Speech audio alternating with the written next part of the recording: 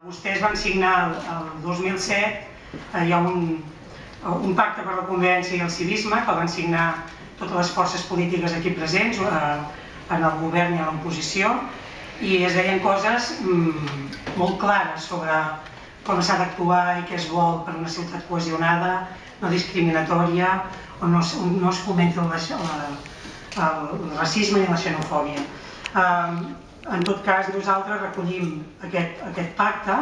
i demanem que es compleixi, i demanem coses concretes.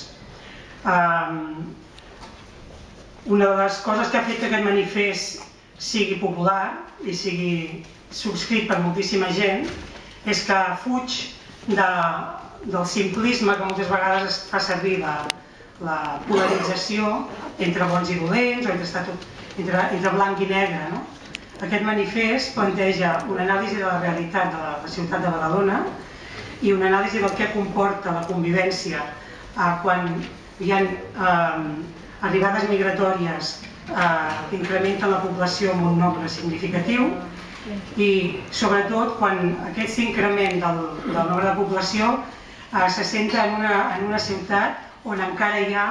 unes desigualtats i uns desequilibris molt importants a nivell socioeconòmic, on la població no està cohesionada socialment, on les diferències en relació a la igualtat d'oportunitats són molt, molt importants. Per tant, nosaltres som conscients de què és tot això, no estem parlant de flors i violes, no estem fent demagògia en el sentit idealista de fer veure que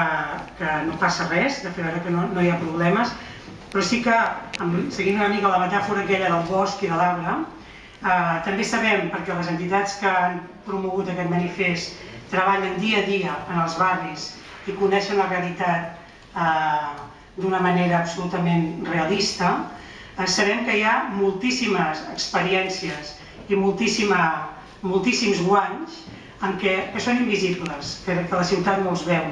Només veiem, diríem, moltes vegades es fa ressò de les coses que incrementen l'imaginari col·lectiu ciutadà que d'alguna manera relaciona o alimenta aquesta incertesa que fa molt més soroll un arbre que cau que tot un bosc que creix. Nosaltres som el bosc que creix, a Badalona hi ha un bosc que creix, la cohesió està creixent, s'està fent moltíssima feina que demostra que la convivència és possible, el que passa és que no es visibilitza gaire.